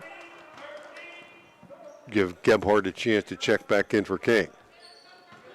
6:41 left here. If the Colts are going to make a move, it's got to be right now. They need to start getting a little anxious at this point and moving the ball a little bit better and start getting some good looks at the basket. Inside move. As Norman once again got the defense in the air, and she'll head to the line another time tonight. 15 foul for the Lady Cats. This one on Gibson, her third. Norman will shoot two here and continues that streak. Missed her first free throw tonight, and since then she's made 7 in a row. Has 13 to lead all scores. Make it 14. And again, that's kind of been the key for the Colts. If they can get to the foul line, control that half-court possession, they've had success, but that hasn't always happened well for them tonight. Has not. Cats handle the half-court pressure. Gebhardt back out on top. Gibson to the high post. Lynn Scott will put it on the floor, kick it out. Krupper three ball. Rattles in and out, tapped around and kept alive by Lynn Scott. And the Cats will have another look here and a reach in. Going to be called again against the Colts. And it looks like Norman, maybe just her second. And the team second of the half. Out of lane comes Lynn Scott. Back to Gebhardt. Will take it to the hoop, put up the little floater, and drop it in. It was a good look, just a step to the right and drive baseline to your left. Nice little two-man play there. Colts again, handling pressure this time. Up the left side goes Sitchna, back out on top to Norman. Feeds it down low. Mishandled pass. Cannon picks it up. Got one look at it, and second one knocked out of bounds. It will stay Colt ball. Matty May checks in for Sitchna. Yeah, it looks like Kenzie Linscott may have got a hand on that ball for Cannon and redirected that a little bit for Ogle. Nice feed inside as Cannon can't finish, and a tie-up on the rebound between May and Linscott, and Linscott will have the benefit of the possession arrow. And the Cats, leading 44-27, will face the Colts defensive pressure again. 5.5 left in the ball game. Cats have led it from the outset. Jumped on top 19-5 in the opening period as Gibson just gets it across the timeline and then throws it away. Ogle puts it up and in. Lauren Ogle's first hoop of the night. Cats this time handle it down to Lynn Scott. She'll attack. Switch to the right end. Mackenzie Lynn Scott with 8. And the Cats trade buckets here with under 5 left to go. Norman up the right side, skips it over. Cannon, left hand good. It's a good look cross court. Nice pass, a nice finish. Game's trading buckets, still a 15-point Bobcat lead, 4:40 left in the game. And a foul in the backcourt there. Little hip check right there. Yeah, by Launder picked up, I think, just her first, team's third. The Colts are going to attempt to put the Cats at the line. They're going to have to pick up a few more fouls here in the next 4.5. Yeah, the same we talked about with the Lady Cats driving the lane and getting some good layups. The Colts at times are showing that they're able to get out on these fast breaks and they're pretty effective. Just nothing is sustained for them tonight. King right side to Krupper, back out on top and through the wickets. Krupper's pass right at the feet of Linscott, and she couldn't get down quick enough to pick that one up. So the Cats, Cambridge leaving the door open at times here for the Colts to step in, and maybe Coach Linscott calling a timeout to talk about that exact thing. Is, we're not being real smart sometimes with the ball here. We've got a big lead. Let's not make tough passes and make it any harder than it has to be, and make them come and get us a little bit and foul us. Yeah, sloppy play tonight certainly hasn't got them to where they're at right now, so no need to start that right at this point with a big lead and only 4.5 minutes to go in the game. 4:24 left, 46-31. Bobcats have outscored the Colts in the first and third periods. Colts edged the Cats 12-11 just before halftime here in the fourth period. Colts on top right now. They've scored 6 to the Bobcats 4, but again, you got to force some turnovers, then you got to make something happen. Cambridge with 5 team fouls, and that's something that hurt the Cats early tonight by letting the Colts get to the foul line. I think, again, if you're Coach Jarrett, you're telling your team to keep attacking the basket. Let's try to get to the line. We need to stop the clock many times as we can here. Both teams only have 2 timeouts left here in the last 4.5 minutes. Sure, and Cambridge has 4 turnovers already in this final frame, but Meadowbrook just not able to capitalize. Cambridge doing a good job even after a turnover on playing some tight defense and just not giving Meadowbrook any good looks at the basket. So the Colts will have the ball coming out of the timeout. Coach Linscott using every second here he can. Maybe to buy a little bit of a break for his players, but at the same time get some strategy in here. Ogle gets it into Norman. You have to work her way across the timeline. Up ahead to Laundert. And a battle out there with Linscott and a reach in. I think it's going to be called on the Cats. It is Braxton King. May have looked worse, I guess, up close. It didn't look from here, bad from here. It might have been a little hand slap. You might have been able to hear skin down there. As King picks up her second, team 6, so the Colts can get to the line here with the next foul. Norman, been there a lot tonight, skips it to right side Launder. Back to Norman. Cats cut her off again. May looks inside, nobody there. Back to the top of the key. Launder down the lane, off the glass, no good. Linscott will clear it out of there for the Bobcats. 3:45 left in the game. 46-31 Cats. Lady Colts spending a lot of time trying to find a good shot, but need to get some sense of urgency. Gebhardt finds King underneath. Her runner off the glass and good. And Braxton King not very big at about 5'5", but she found a way to slip that one in. Didn't look pretty, but it was effective, right? Her 11th point of the night.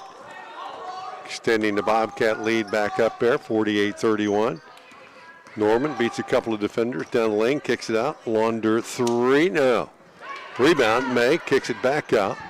Norman will pass up the 3. Ogle won't touch it. Lauren Ogle. 5 in the period and a quick timeout by the Colts. 3:03 left in the ball game, 48-34. So they still quite the deficit to overcome, but you start to hit a couple of shots, you get a couple extra possessions, get it down to 10 with a minute and a half to go maybe. If it's possible, and like I said, they spend a little bit, as far as I'm concerned, a little bit too much time passing the ball around, and I didn't get the sense that they were looking for a shot. They passed up a couple and passing the ball away from the bucket instead of working toward the bucket, and But again, the three-pointer, a timely three-pointer is something they definitely needed. Ogle's actually the team's first three-pointer. Yeah, it is. So the first of the night. Cats have 3 of them. 3:03 left in the game. Timeout situation. The Colts down to 1. Cats have 2 remaining. And the foul situation, Cambridge sitting on 16 fouls, so the next one puts the Colts at the line. If the Colts are going to come out and force the issue, if you don't get a steal, then you want to foul and try to get the Cats at the line for the 1-on-1. And Colts have a little ways to go there with only 3 team fouls. Nobody for the Colts really in any serious foul situation. The Cats have Krupper and Gibson both have 3. Full court pressure. Inbounded to King. Doubled up on, and there's that early foul, I think, that we talked about. And that'll go against Launder, her second, team's 4th. Hey, didn't get the steal. Hack him, and let's try it again. King. Back to Gebhardt.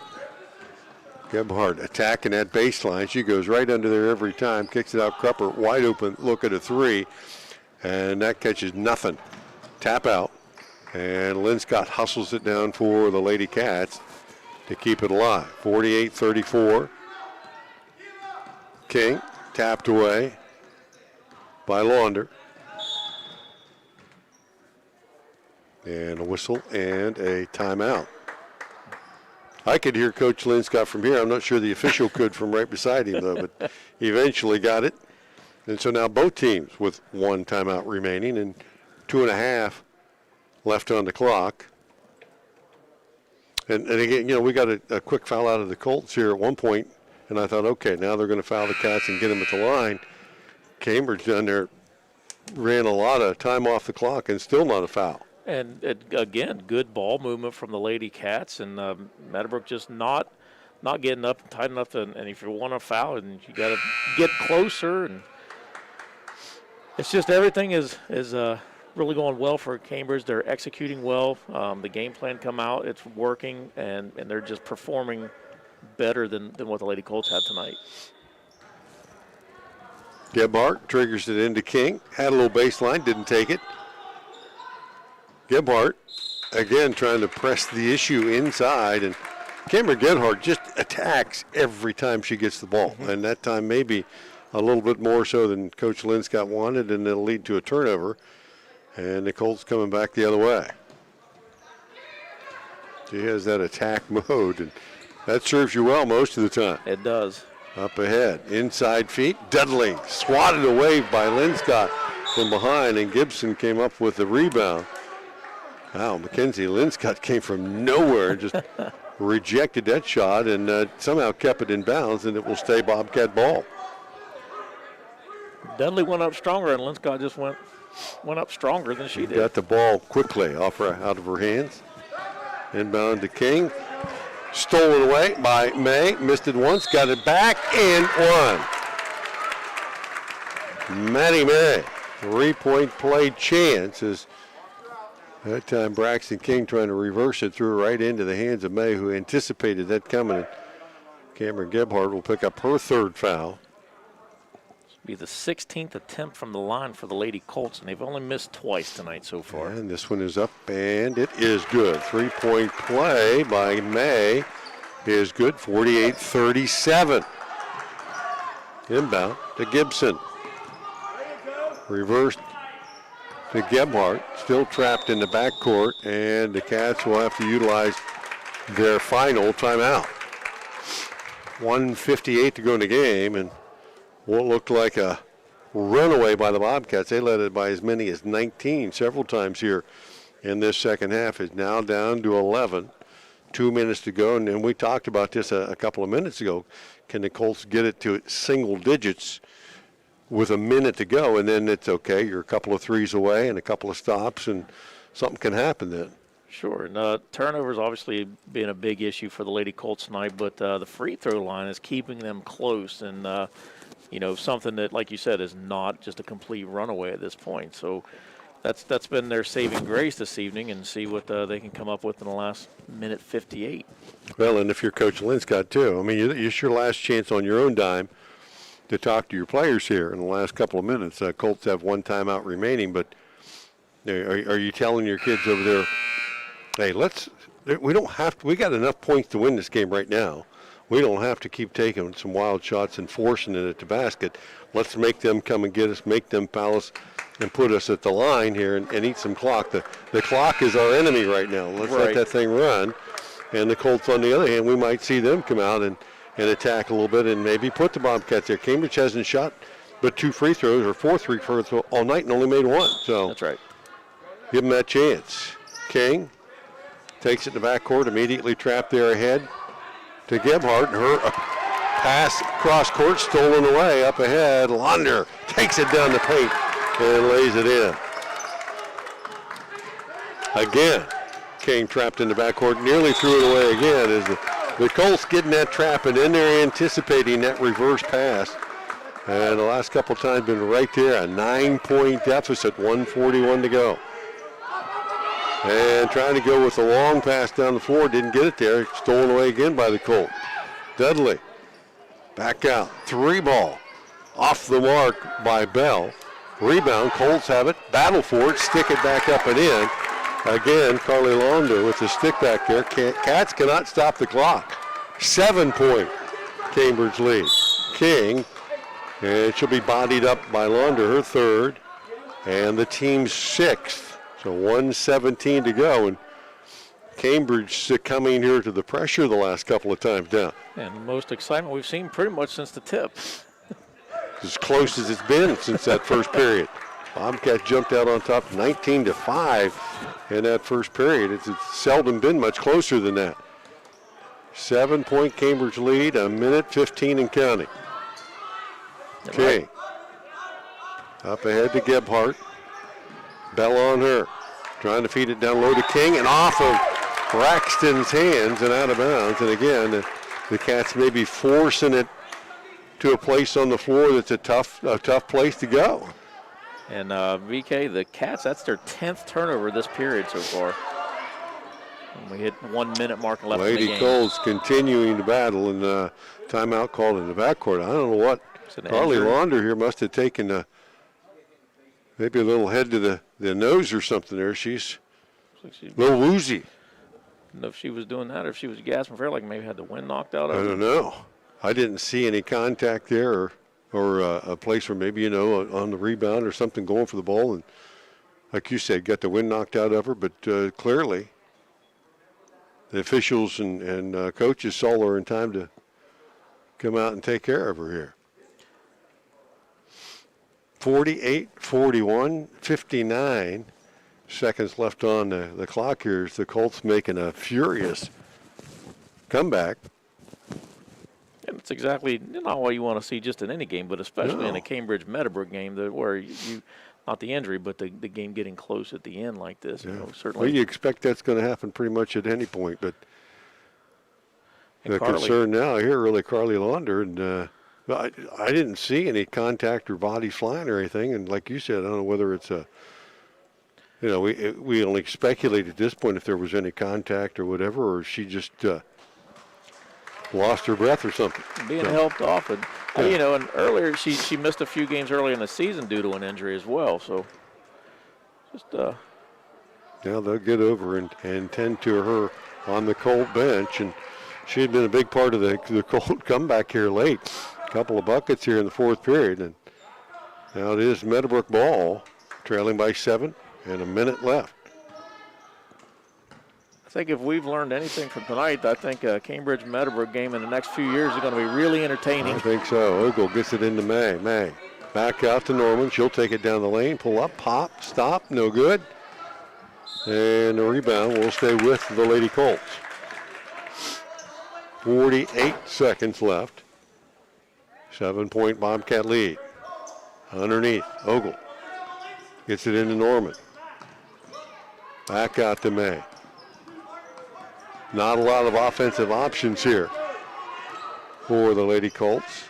May, with King on her, 36, uses too much time and then throws it away, and May dives in after it. She'll pick up the foul. That will be team foul number 7, and send the Cats to the line with 34 on the clock. Still some time left here, and you've put the Cats in a situation where now they got it 1-1, and you got to make it to keep it. It was smart for the Lady Colts not to force a shot up just for the sake of making an attempt. But the last thing you wanted to see is an untimely turnover when you're trying to get those last 7 points in 34 seconds. Oh, Krepper, the front end of the 1-1, no good. Rebounded by Ogle, and here come the Lady Colts again, up the right side. May kicks it back out. Norman passed up the 3. Ogle will not. That one off the mark. Kick back out. Norman will take this one, and she can't connect either. And Zakiah Gibson will chase it down for the Bobcats. 12 seconds left in a 7-point lead. Should allow the Cats to put one in the win column here. 5 seconds. And the Colts can just chase them down, and with 1.4, finally get a foul. Braxton King, and send her to the line to shoot 1-1. Yeah, that foul on Ogle, just her first, team's 8th, but no time left here for the Colts to make anything happen with this. As Braxton King can only change the final score. She knocks the first one in. And will earn the bonus. And cashes in on both. Giving her 13 on the night. And the final score, 50-41. Lady Cats. So Cambridge will improve their record to 4-4 and see the season sweep of the Lady Colts, who drop to 2-8. Again, a pretty game effort, though. Colts down 19 at several points in that second half. Never gave up, kept battling back, and got within as many as 7 there late before they just ran out of gas and time.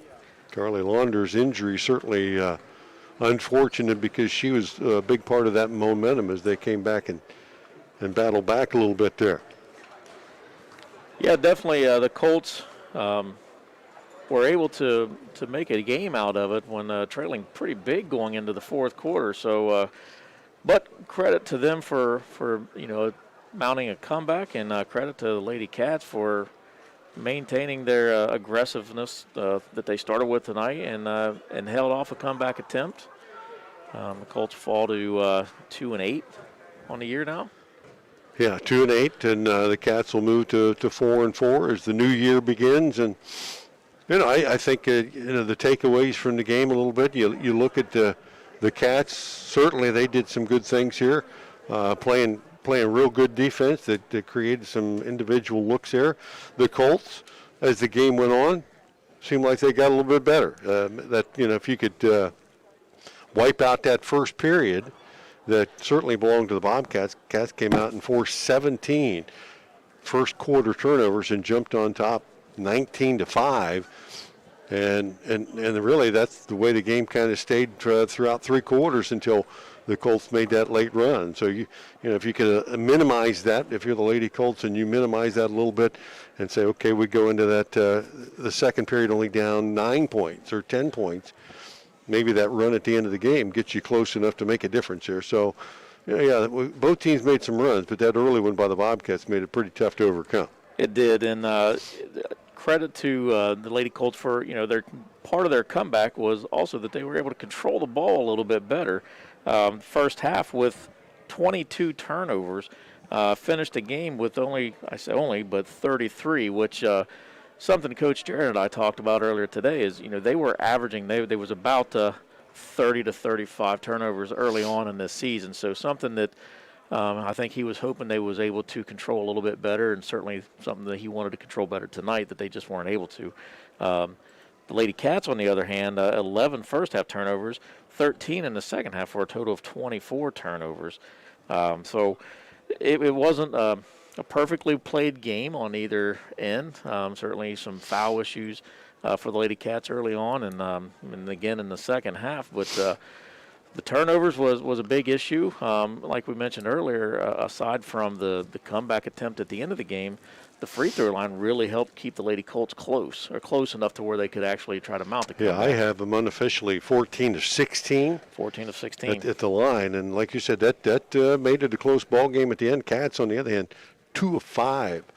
So not very many chances there, and I think, the coaches for both teams going to look at that and the Cats say, well, maybe we're not being aggressive enough in getting to the line, and the Colts certainly not only getting there, but then making them. I mean, 14 to 16 is pretty good percentage for anybody. That's right. Yeah, you definitely want to win at the line is what a lot of coaches will tell you, right? And you also want to get those good looks at the buckets. So Cambridge, I guess not lighting it up from the floor, but 51 field goal attempts from the floor for the Lady Cats, and they shot 42%, 22 of 52. On the other hand, Meadowbrook with 38 attempts from the floor, and they 34% as they made 13 of 38. So, aside from the turnovers, you have not a stellar night field goal-wise either as far as the Lady Colts, and all mixes up to taking the loss. Well, like we talked, a furious comeback. The Colts, in that fourth period, really put it. The Cats was partly their own enemy with a number of turnovers, but the Colts made them pay by cashing in several times. I've got them 16 points down the stretch to outscore the Cats 16-8. After being down as many as 19 to cut that deficit down, have the ball and a couple of chances to get it to 5 or less.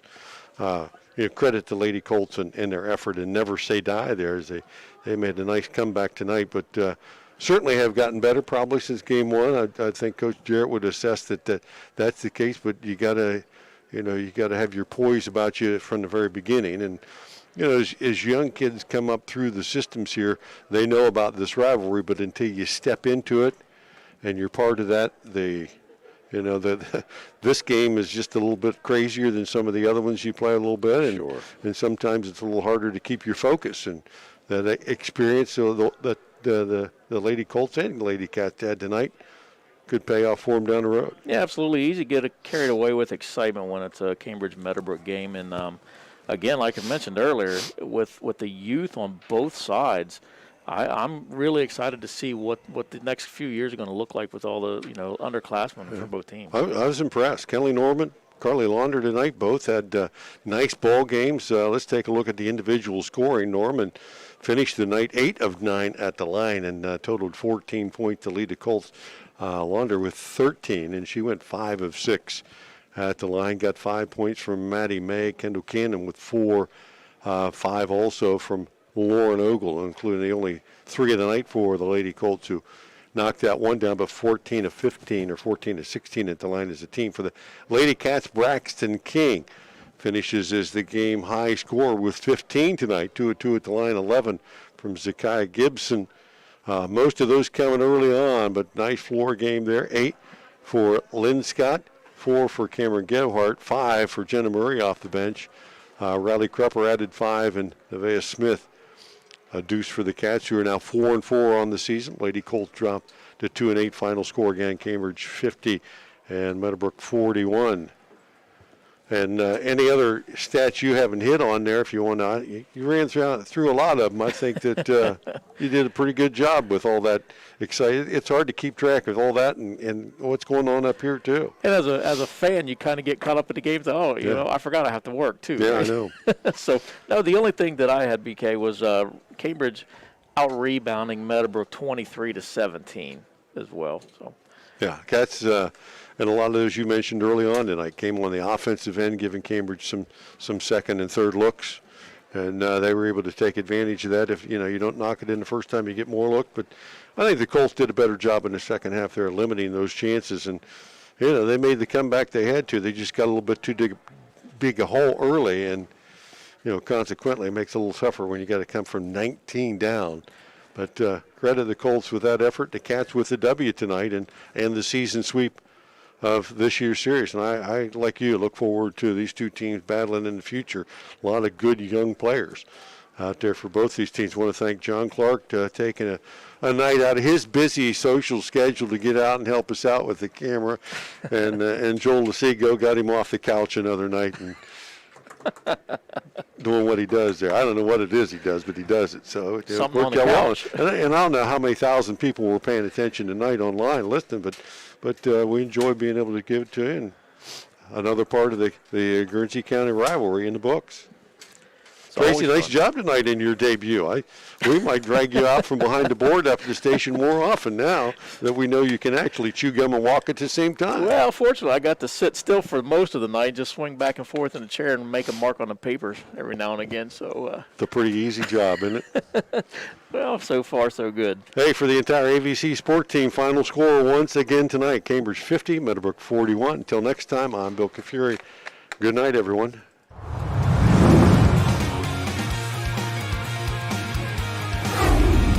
High school basketball. Tonight's game is brought to you by Southeastern Med, Doan Ford, WB Green Insurance, Muskingum Valley Health Centers, West 40 Auto Sales, Papa John's Pizza, Valentine Insurance, and Park National Bank. This has been a presentation of ABC Communications.